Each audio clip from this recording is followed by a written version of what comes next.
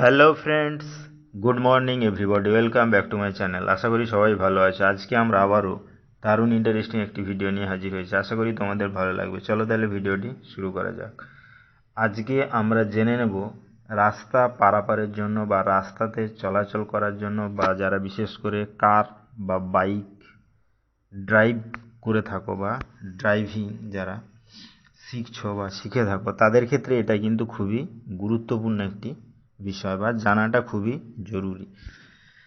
তাহলে এখানে রাস্তার তিনটে ছবি আছে, দেখো রাস্তার মাঝের অংশের তিনটে ছবি আছে। এটা 1 নম্বর ছবি, এটা 2 নম্বর ছবি, এটা 3 নম্বর ছবি। তাহলে এই ছবিগুলো বা বিভিন্ন যে দাগ থাকে তার অর্থগুলো কি আজকে আমরা জেনে নেব। কারণ আমরা সবাই জেনে থাকি বা বলে থাকি বা অনেক জায়গায় দেখবে লেখাও থাকে, সেফ ড্রাইভ সেফ লাইফ। তাহলে প্রথম যে ছবিটা আছে সেটা তাৎপর্য দেখো। রাস্তার মাঝের বিভাজিকা যদি মাঝে মাঝে কাটা থাকে তাহলে বুঝতে হবে তুমি ওভারটেক করতে পারো বা আপনি ওভারটেক করতে পারেন। 1 নম্বর। নেক্সট 2 নম্বর ছবি দেখো।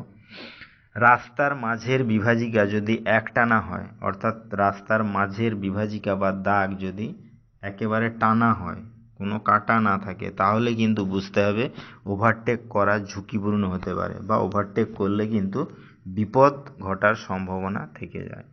2 নম্বর হলো। নেক্সট 3 নম্বর দেখো, একেবারে শেষের যে ছবি বা পিকচারটা।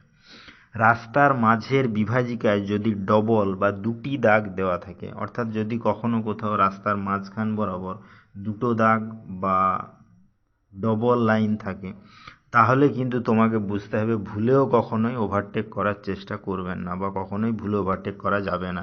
কারণ সেক্ষেত্রে কিন্তু খুবই বিপজ্জনক হতে পারে বা বিপদ একেবারে সম্মুখে হতে পারে। ওকে, তাহলে ভিডিওটা এখানেই শেষ হলো। নেক্সটে আমরা এরকম আরও ইন্টারেস্টিং ভিডিও নিয়ে হাজির হব। ততক্ষণ সবাই ভালো থেকো, সুস্থ থেকো, and safe drive and safe life. Thank you.